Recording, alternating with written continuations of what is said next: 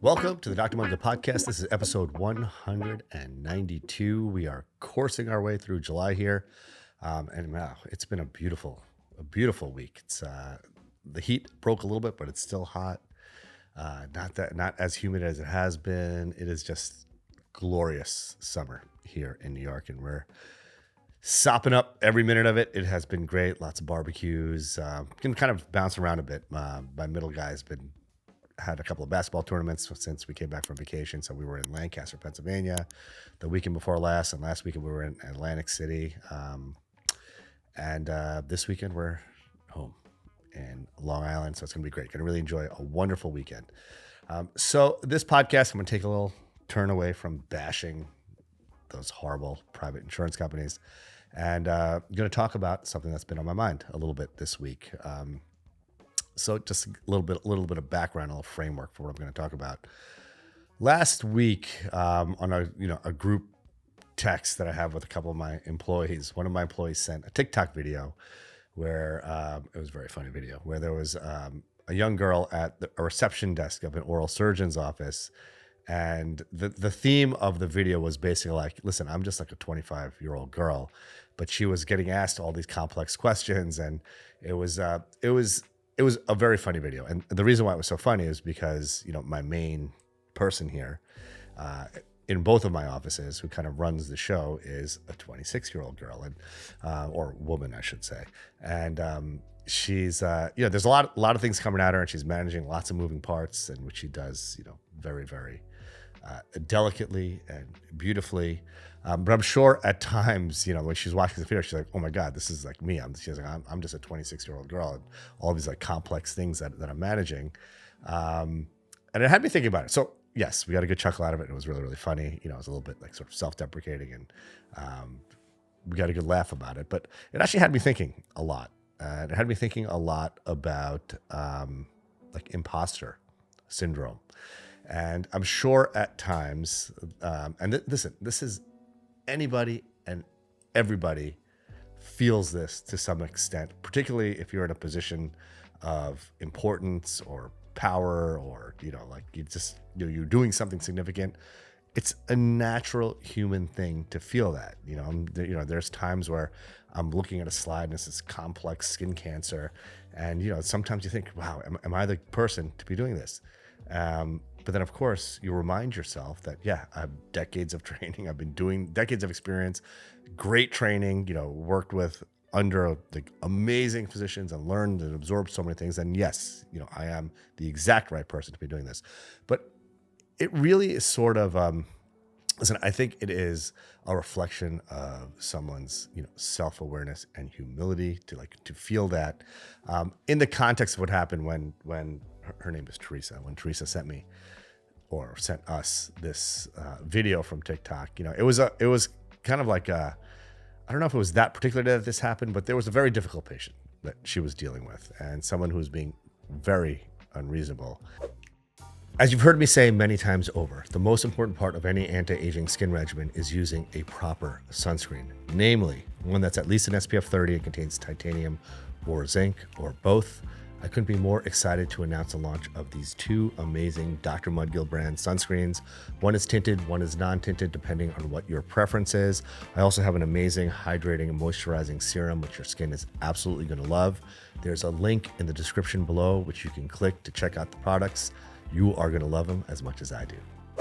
And, she kept her cool. She was very, very professional, and, really managed the situation like perfectly. I mean, it could not have been handled better. But I was busy seeing patients, so I didn't see all of this go down. But I know it really affected her because she went to the back, and I didn't see this, but I heard that she got a bit emotional about it. I think it was very, very stressful for her, and I can imagine her thinking, "It's like, wait, relax, guy. I'm just a 26-year-old girl," and he's losing his SHIT on her, and but she managed it amazingly well, beautifully well. Couldn't have been done better. In fact, so much so that another patient in the waiting room sent me a message privately telling me that, there was this very difficult patient and that your receptionist handled it, couldn't have handled it better, super professional, kept her cool, and really, prevented the situation from getting out of hand. So I'm very proud of her. But it's an interesting thing. I was thinking about this one particular employee. I hired her when she got out of college. She just had graduated college, and she was a 22-year-old woman at the time, and this was her first time working in a medical office. And we have a very unique office. We're very, very, very patient oriented. Patients have a lot of access to us, and I'm just going to say it. We're the best in the business. We run an amazing office, and we've, our patients, I believe, are very satisfied with the service we provide because we care and we put a lot of effort into it, a lot of thought into streamlining the process and making things as good for our patients and as streamlined for our patients as possible. But my team is the one who does that. I can't manage all aspects of things because I'm focusing on seeing patients, but I rely on my team to be the best in the business, and they are the best in the business. But when Teresa first started working for me, this was her first foray into this sort of office environment. And I'm sure at times, and this happens to all of us, we all grow so much, and so much happens over the course of our lives. But even for myself, I always think of myself, even though I'm an old man with tons of gray hair, my joints ache in the morning and all that sort of stuff. But in my head, I'm still that 20-year-old college kid. I really truly feel that way. And sometimes it's when I'm doing the things I'm doing, like surgeries or diagnosing seeing cancers, or doing cosmetic procedures on celebrity patients and that sort of stuff. Sometimes oh my God, I think of myself as that 20-year-old kid, but I forget the 30 years that have coursed between that 20-year-old kid and me now. And then of course I remind myself that yes, you are the person to be doing this. You're trained, you've gotten all the tools in place, and you're the exact person that needs to be doing this procedure at this exact second. But it's a very easy thing to forget. I'm sure athletes feel this all the time, whereas the game is tied and you're shooting the free throws and there's no time left on the clock. I can guarantee you that even the most elite athletes, the most elite basketball players, the thought goes through their mind every once in a while that, hey, am I the right person to be doing this? And the answer is yes, you are the right person to be doing it because, you're an elite high school basketball player, an elite college basketball player, you're a pro basketball player, you're in the playoffs or whatever the case may be. And yes, you're the person who got fouled and you're the exact right person to be taking the shot right now. But it's easy to forget that because, all of us have doubt at times, and all of us, we don't appreciate the amazing things we're capable of doing. And moreover, we don't appreciate all of the work and that amazing foundation that we've built to be able to be the guy or the gal in the moment when needed.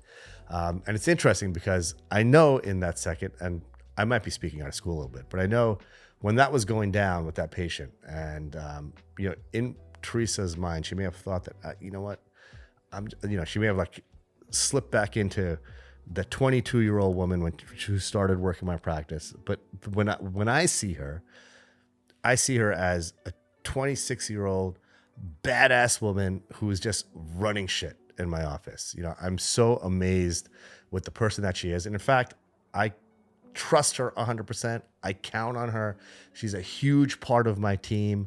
And it's a normal thing to have doubt at times, especially in stressful times.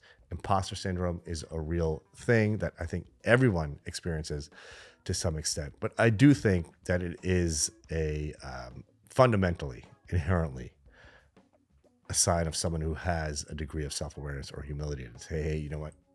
You're taking an internal checklist to make sure, should I be doing this? And the answer is yes. We're all capable of doing amazing things. And if you put the work in and you do things the right way, then 1,000% you are the right guy or gal in that moment of need to deliver what's needed. So with that, I hope you all have a wonderful, restful weekend and are just ready to crush the week ahead. Let's get it.